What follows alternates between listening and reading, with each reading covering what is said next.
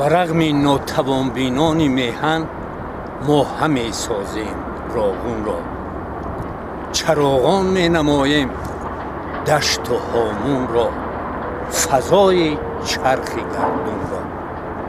бале, ин хулосаи шоири шофирест ки инҷо саҳм дорад. чанд сол дар бунёди Кохи Нур иштирок дошт ва ба ҳамин хулоса омад ки мо ҳатман роғунро бояд созем, чунки зиндагии ояндаи тоҷику тоҷикистонiyonро бе эъмори Кохи Нури диёр тасаввур кардан дар оянда мушкил аст.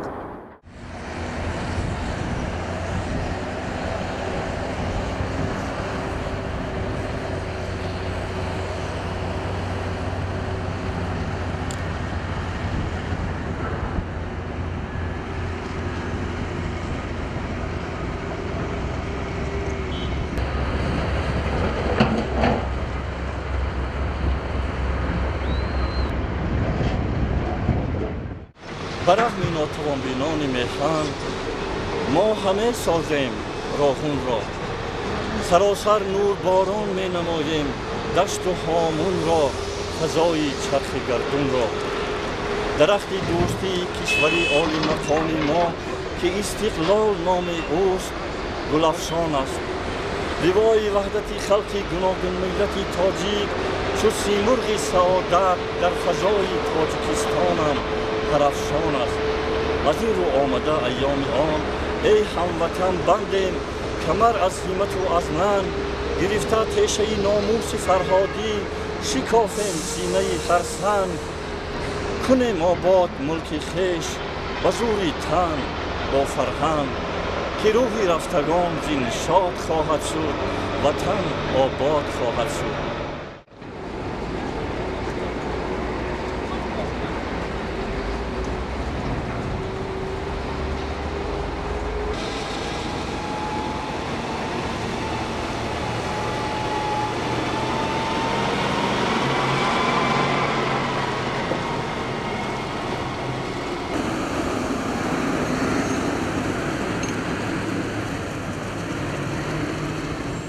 мутаассифона дар ин шаб рӯз мо мебинем ки баъзе нотавонбинони миллату меҳан ба ин амали мондагору кишварсози миллатзо бо кароҳат менигаранд ва ба ин Кохи Нур, яъне ба сояи нур сангафканданӣ мешаванд. ҳоло он ки нур соя надорад, он фақат равшанӣ мебахшад, гармӣ илқо мекунад ва барои рушду нумӯ ва зиндагии шоистаи кулли сокинони диёр шароити имконият фароҳам меорад.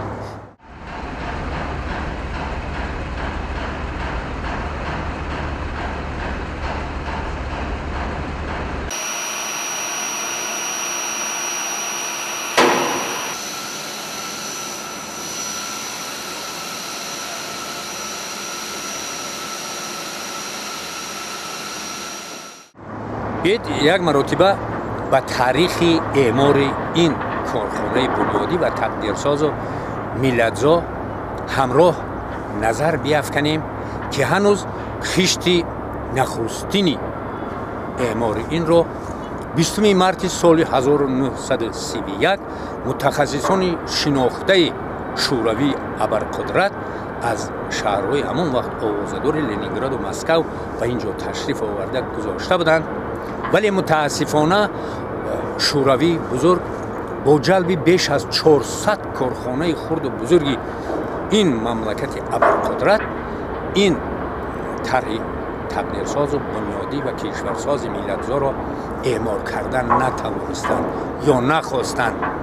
ولی امروز بعضی ناتوانبینان رشد و نموی کشور و اعمار سزاوار کاخ نور ما دعوا پیش میارند که گویا ساختمان راغون بعد احیا بسیار کشال یافت.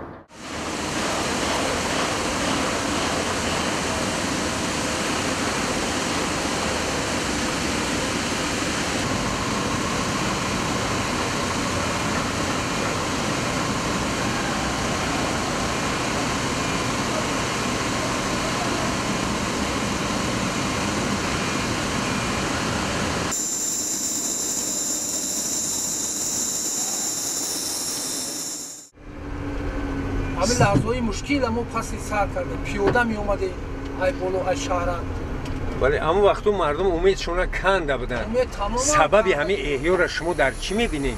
چی سبب شد که ما از نو ساختیم؟ سبب رو افتاده نشدیم بله یکم که رو افتاده نشدیم ما بسیار به معاش حتی بود که با چک هم کار کردیم چک همون که چک میدادن میرفتیم ای مغازی با همون چک همون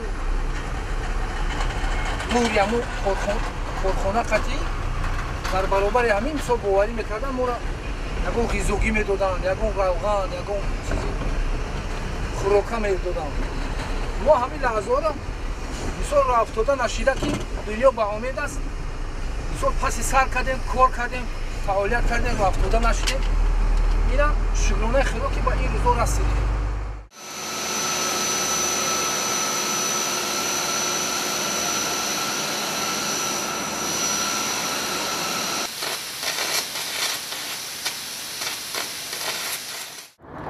خب شما تصور کنید که ما وقتی یعنی متخصص کشور وقتی با اعمار کاخ نور دست زد که نه امکان مالی و اقتصادی بود نه مناسبت خیر و نیک همسایه‌داری ها نه دیگر شرایط مساعده که چنین کاری بزرگ و مملکتی که اکنون به استقلال رسیده و از جنگ خانه برانداز و تقدیرسوزی خانوادگی برون گشته یگان امکانیت نداشت آغاز کردنش حتی در عقل هیچ کس نمی‌گنجید.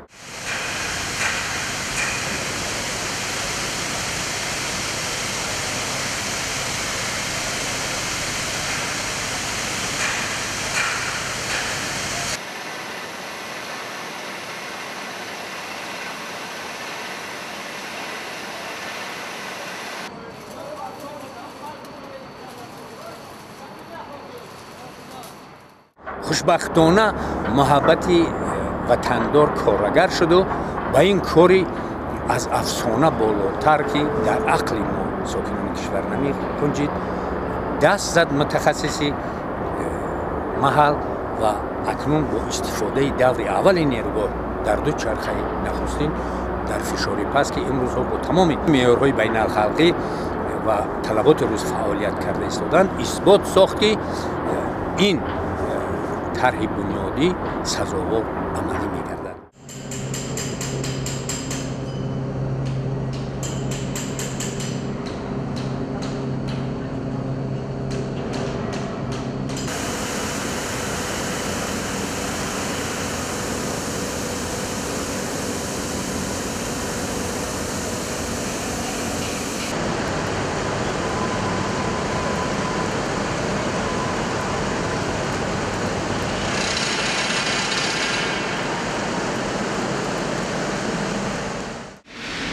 متخصصانی که از سال 1360 ایجادی در نیروگاه آبی دارک اشتراک داشتند با حال یکی همچون استاد شده و ما کار نشد و جوانان کار نشد داده پیشرفت کند پیدا همه این جوانان علیزه کار ببرند.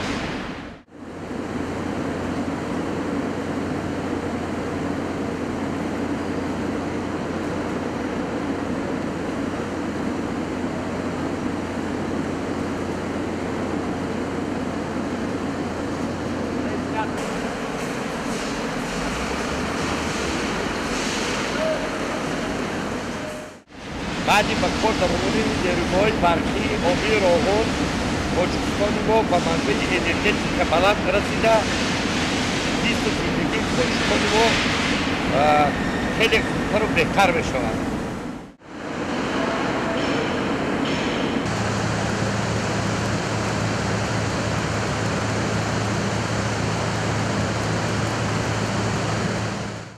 پیشرفتی بلوچستان است که این نوجوانان آینده ما هستند و این ساختمان نیروگاه برقی آبی راهان را به انجام رساندند. باز ممکن است که در یکان بناهای دیگر در یکان شرکت همین که نیروگاه بزرگترین شدند.